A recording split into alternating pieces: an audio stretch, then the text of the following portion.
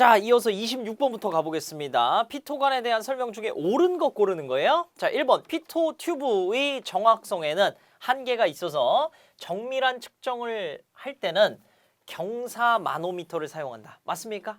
경사 마노미터를 사용해서 보정을 해줄 수가 있는 거죠. 그래서 정확도를 더 향상시켜 줄 수가 있으니까 맞는 얘기 되겠네요. 그래서 1번 바로 잡아주시면 되겠고요. 자, 2, 3, 4번 왜 틀렸는지 한번 보겠습니다.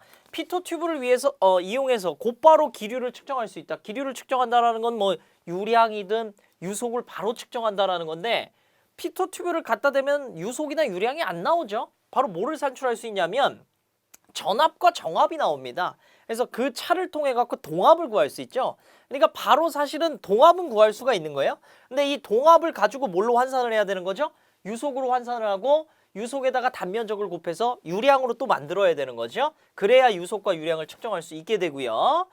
자, 3번 피토 튜브를 이용해서 총압과 속도압. 총압이라는 건 제 전압하고 같은 말입니다. 그런데 전압하고 속도압은 동압하고 같은 말이죠. 동압을 바로 측정하는 게 아니고 전압하고 정압이 표시가 됩니다. 피토 튜브에.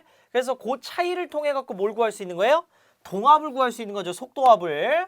자, 속도압을 계산할 수 있고 얘를 통해서 요거를 구할 수 있다라는 거. 자, 4번 보겠습니다. 속도압이 25mm H2O 때 기류 속도는 20.12m/s이다 그랬는데요. 자, 여기 지금 보시면 제가 지금 식을 이렇게 집어넣어 봤거든요.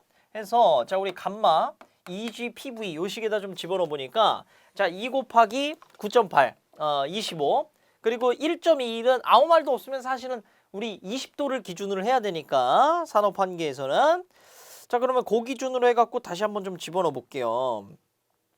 요게 20.12가 지금 나오는 거거든요. 그런데 지금 4번에는 28.58로 지금 나오는 거지, 그죠? 그래서 저것도 수치가 좀 틀리다라는 거. 자, 이렇게 구해주시면 되고, 요거는 이제 1.2를 넣는 게 기본입니다. 아무 얘기 없으면 20도 기준으로 해서 밀도를 집어넣어야 되기 때문에. 자, 그렇게 풀어주시면 되겠습니다. 그래서 26번 풀어봤고요. 27번으로 넘어갑니다.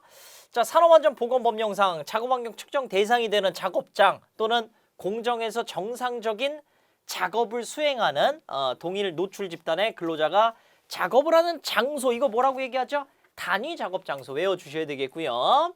자, 28번 갑니다. 근로자가 일정한 시간 동안 일정 농도의 유해물질에 노출될 때 체내 흡수되는 유해물질량, 이걸 체내 흡수량이라고 얘기를 하죠.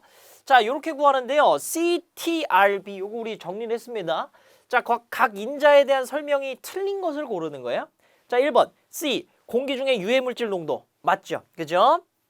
T는 뭐였죠? 노출되는 시간입니다. 그래서 농도하고 시간을 곱하면 흡수량하고 비례되는 값으로 산출이 되겠고요. 그 다음에 R은 뭐였어요? 얘네들이 노출 농도가 있고 시간이 있는데 걔네들이 100% 다 잔류할 수도 있고 또는 뭐 90%만 잔류할 수도 있는 거죠. 그죠? 그래서 체내 잔류율을 나타내고요. V는 뭘 나타내죠? 작업 공간 공기의 부피하고 체내 흡수되는 양하고 비례합니까? 반비례합니까? 전혀 비례 관계가 아니에요. 그렇죠? 저건 누구랑 비례한다고 할 수가 있죠? 우리 V는? 그렇죠? 우리가 실제로 호흡할 때 들여 마시는 그 양을 갖다가 그만큼이 체내에 흡수가 되는 거죠. 그래서 이 V는 뭐라고 표현할 수 있어요? 태환기율이라고 우리가 표현할 수가 있는 거죠. 그래서 이렇게 좀 정리를 해주셔야 되겠고요. 자, 29번 가겠습니다. 고열의 작업환경 평가와 관련된 내용으로 틀린 것을 골라보죠. 자, 1번 가장 일반적인 방법은 습구, 흡구 온도 WBGT를 측정하는 방법이다. 맞겠죠? 자, 2번 자연 습구 온도는 대기 온도를 측정하긴 하지만 습도와 공기의 움직임에 영향을 받는다. 당연히 받겠죠. 그죠? 습도하고 특히 기류가 심하면 심할수록 이 WBGT는 떨어질 수밖에 없다라는 거예요. 영향받고요. 자, 3번 흡구 온도는 복사열에 의해서 발생하는 온도 맞죠? 그죠?